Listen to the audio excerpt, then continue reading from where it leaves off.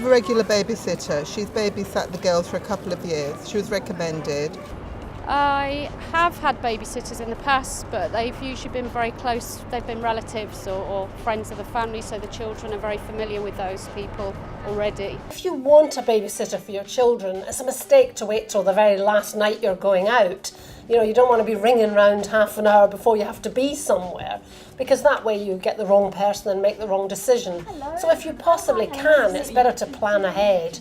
You know, think a couple of weeks in advance when you know you're going to need a babysitter. We're very lucky because we've got parents that live close by, so we don't actually employ any babysitters. We sort of get free babysitting, really. Mum and mum-in-law are good babysitting partners, really.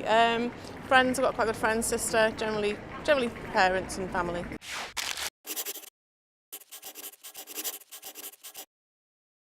You give somebody a few hours, you know, then they owe you a few hours, and it can work really well if you've got a few people.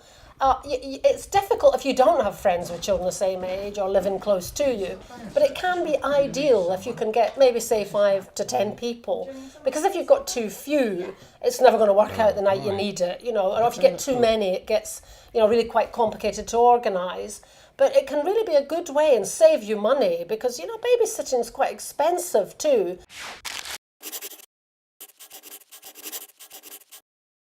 You're leaving somebody with your child and you want to make sure that they're safe, as well as, you know, they have fun. When you're using somebody you don't know, you do have to be a little bit careful. It's important to, again, prepare in advance.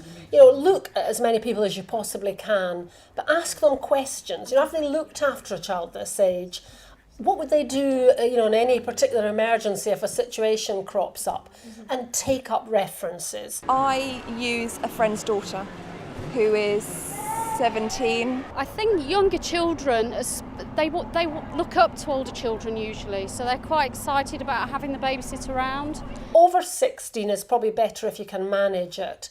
But even then, it's much more about maturity. You know, will this young person know what to do in an emergency?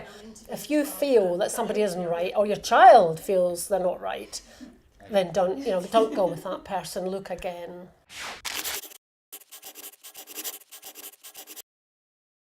If at all possible, if your babysitter can arrive a little bit early, it makes it less stressful. You know, just if you can go over the things you want to happen, what time your child's meant to go to bed, if they've got homework to do, all of that. It's best to try and think of absolutely everything. I mean, even if it seems a bit silly, put everything down in writing. You know, a list on the fridge, you know, a number where they can contact you, which neighbour to go to in an emergency. Then you'll feel more relaxed when you go out. You know, if you're rushing out at the very last minute and you haven't got time to do any of that, you tend to then feel a bit anxious and flustered throughout the evening.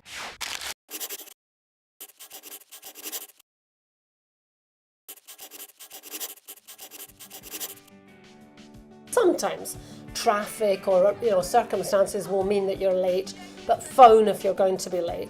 Because, you know, the babysitter has also got to get home, may also be, you know, thinking about the time or a train or whatever. So do try to stick to exactly what you said.